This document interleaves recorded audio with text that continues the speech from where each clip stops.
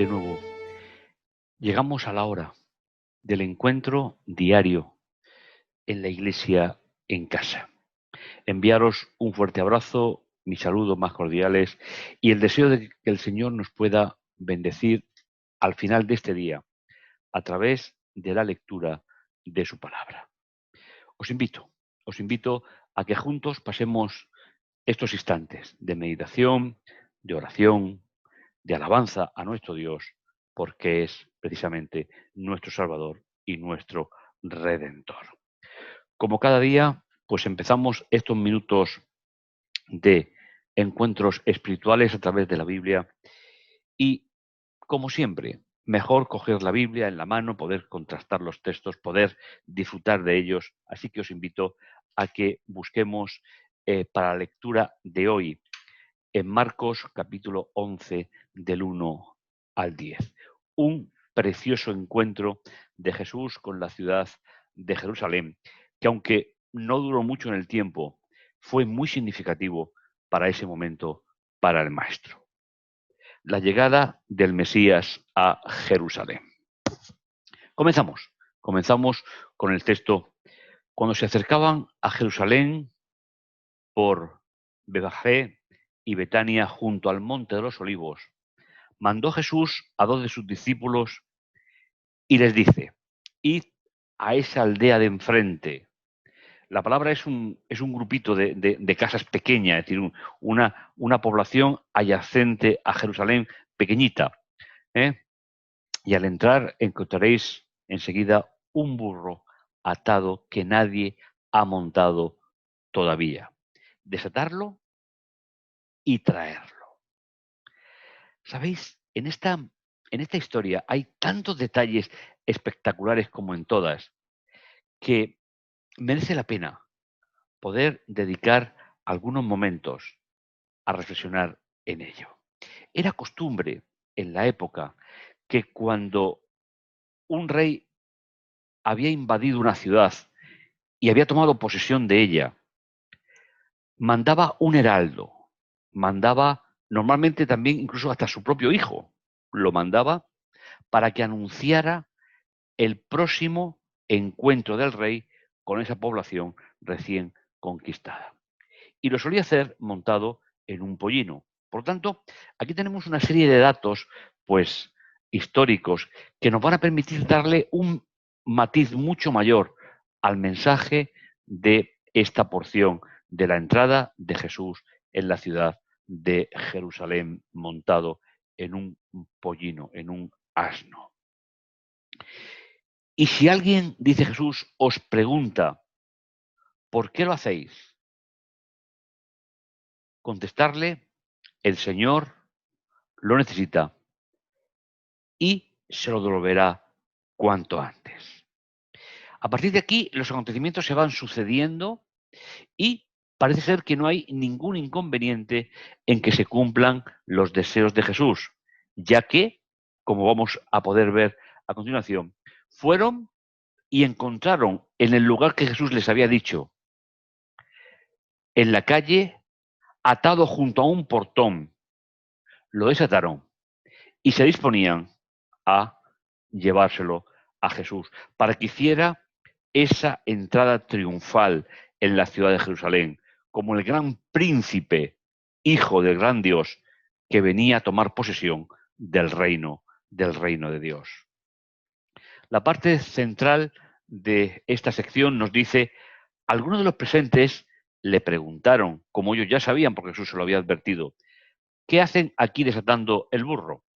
Ellos le contestaron como Jesús les había dicho. Y el texto, tal y como Lucas lo narra, pero también lo narra Marcos, lo da como noticia, excurtación, donde dice, y se lo permitieron.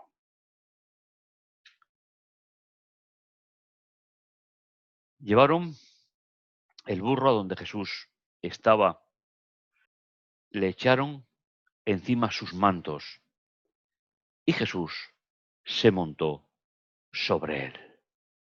Y aquí comienza, pues, la segunda parte de una historia preciosa, que es cómo recibió el pueblo a Jesús porque Jesús lo hizo en la forma que ellos podían entenderlo. Muchos, nos dice el texto, alfombraron el camino con sus mantos, otros con ramas cortadas en las fincas adyacentes. Sabéis, Jesús estaba escenificando que quien entraba en la ciudad de Jerusalén, en la ciudad que era el emblema del pueblo de la alianza, era el Mesías príncipe, el Hijo de Dios, Rey del universo.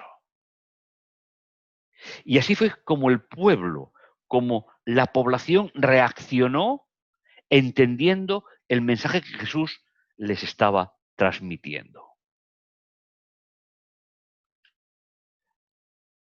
Y les decían,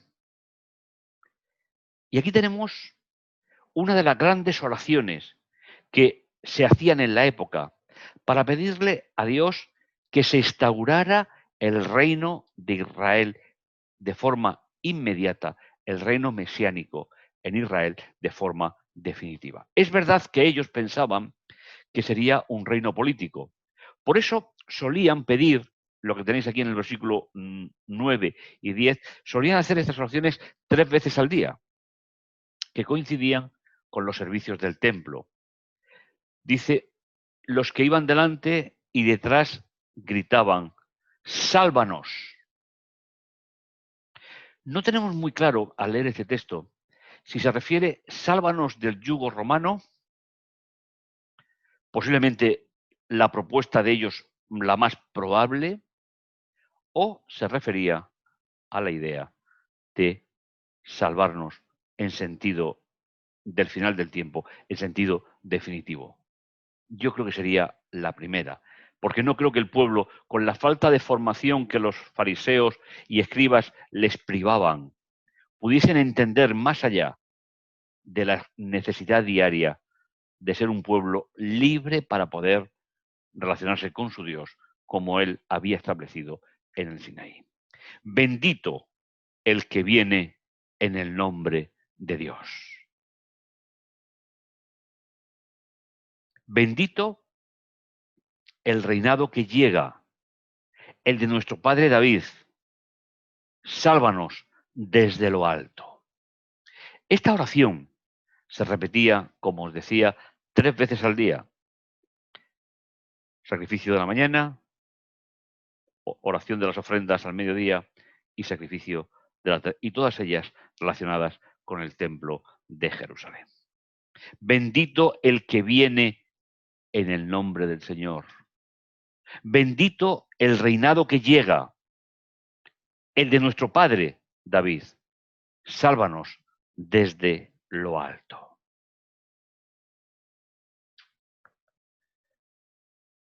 Entró en Jerusalén derecho hacia el templo. Dio un vistazo a todo su alrededor y como era ya tarde, se marchó a Betania con los 12. Marcos nos tiene ya acostumbrados a dar una noticia escueta, una noticia pues muy bien planteada, pero de forma esquemática. El pueblo demostró a Jesús la necesidad que tenía de superar la situación que estaban viviendo bajo el yugo romano. Pero Jesús les va a presentar una dimensión completamente diferente. Y eso empezaremos a verlo en el programa siguiente. Pero hoy me gustaría quedarme con la idea fundamental.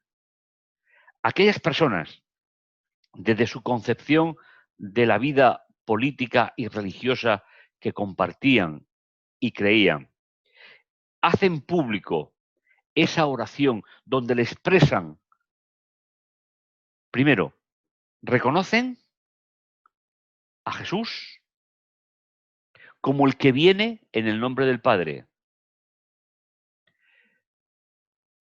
que es representante del linaje de David, de la casa real. Porque no olvidemos que Jesús nació en una familia de la tribu de Judá, la misma aquella de la cual Daniel y sus compañeros eran miembros cuando fueron deportados a Babilonia. Bendito el reino que llega, el de nuestro Padre David. Sálvanos desde lo alto. Jesús no se sintió halagado por las exclamaciones del pueblo, sino que él se dirige directamente hasta el templo. Y como ya era tarde, dejó para el día siguiente lo que tenía que hacer y decir en cuanto al reino de Dios instaurado a partir de la muerte de Jesús en el Calvario. Yo te invito en este día, te invito en los momentos de oración a que podamos disfrutar de que el reino de Dios, no para librarnos de un poder político, sino que el reino de Dios ya ha llegado al corazón del creyente y de que por la fe y la esperanza estamos viviendo